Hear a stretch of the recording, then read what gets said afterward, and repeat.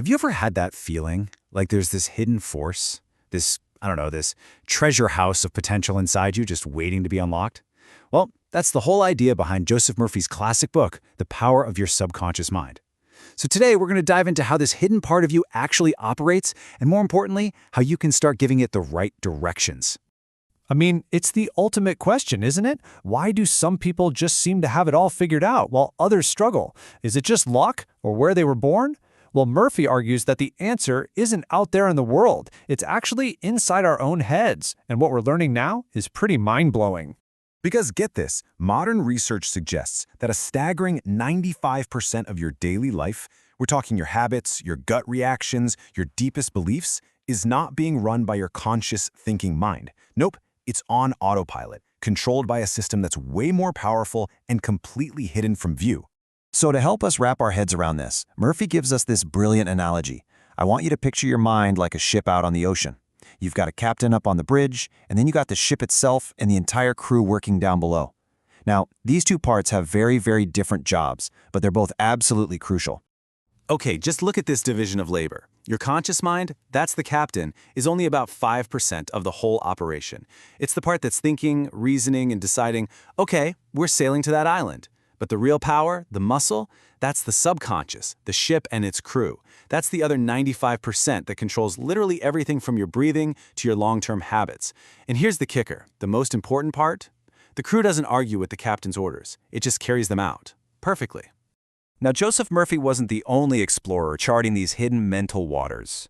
And to really get what he's talking about, it really helps to see how his ideas stack up against two of the giants of psychology, Sigmund Freud and Carl Jung.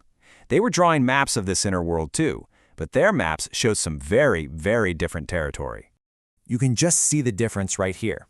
For Murphy, the subconscious is this amazing treasure house, this partner ready to work with you. But for Freud, it was more like a locked cellar, a place where we shove all our traumas and primitive instincts. Then you have Jung, who saw it totally differently, as this vast library, holding not just our own memories, but this deep ancestral wisdom through what he called archetypes, like the hero or the sage. Yeah, so for Freud, this hidden part of us was basically the source of all our problems. His whole idea of therapy was about digging up all that buried stuff, dragging it into the light, and letting our rational mind get control over this primitive enemy. Jung, on the other hand, had a completely different take. He saw it as a source of incredible creativity, even spiritual guidance. He believed that if you could have a dialogue with your unconscious, you could become a more complete, whole person. So it wasn't about taming an enemy. It was more about connecting with a really wise inner guide. All right, so let's get back on board Murphy's ship. While Freud and Jung were deep in the weeds exploring all the complex stuff in the unconscious, Murphy was focused on a much simpler, way more practical question. How do we get this thing to work for us? And he said that the subconscious ship runs on one single, unbreakable rule. And this is it. This is the whole game, the law of belief. You have to understand your subconscious mind is completely, 100% uncritical. It doesn't get sarcasm, it doesn't argue, and it definitely doesn't judge whether an order is good or bad. It just accepts whatever the captain, your conscious mind, tells it is true. And then it works 24/7 to make that belief your reality. You know, if the whole ship analogy isn't quite clicking for you, Murphy gives us another great one. Think of your conscious mind as a gardener. Your thoughts are the seeds, and your subconscious, well, that's the rich, fertile soil. Now, the soil doesn't care if you plant a beautiful flower or if you plant poison ivy. It'll grow both with the exact same dedication. This quote really boils it all down. What Murphy is saying is that your outer world, your health, your finances, your relationships, it's all just a printout. It's a reflection of the seeds you've been planting in the garden of your mind, day in and day out.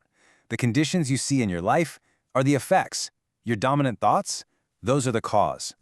Okay, so if our thoughts are the commands, how do we start giving better orders, right? How do we actually grab the wheel of this incredibly powerful ship and start steering it where we want to go? Well, Murphy lays out a toolkit with 3 simple but really profound techniques. These are the main ways you communicate with that crew below deck: visualization, affirmations, and using the unique state of sleep. So let's break down how each one of these works. First up, visualization. This is like handing your crew a detailed, full-color blueprint of the port you want to sail to. When you create a really clear, vivid mental movie of what you want, and here's the secret sauce, you have to charge it with the feeling of already being there, of already having it.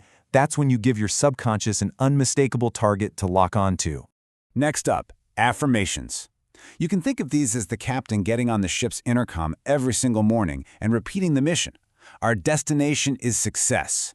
By consistently repeating a clear, positive statement like, I am successful or I am healthy, you literally start to overwrite the old negative programming and impress these new commands onto the subconscious crew. And finally, using sleep. This one is so cool. Your conscious mind might check out for 8 hours, but the subconscious crew, they're on duty 24/7, running your body, processing everything. That drowsy, relaxed state right before you fall asleep is the absolute perfect time to give instructions, because the captain, the critical, analytical part of your mind, is basically off duty. By focusing on what you want as you drift off, you're literally giving the night crew a job to work on while you rest. So when you start to put all of this together, this really powerful picture starts to form. You're not just some passenger on the voyage of your life getting tossed around by the waves. No way. You are at the helm. So what are the big takeaways here? Let's just boil it down. Number 1, you are the captain of your mind. Number 2, your thoughts are the actual commands that steer your life. 3, your subconscious ship is incredibly powerful and will take you to any destination you choose. And finally, your deep-seated beliefs don't just see reality, they literally create it. And that leaves us with one last, really powerful question. Now that you know how the ship works, you have the map, and you are standing at the wheel, the only decision left is the destination. Where are you going to choose to go?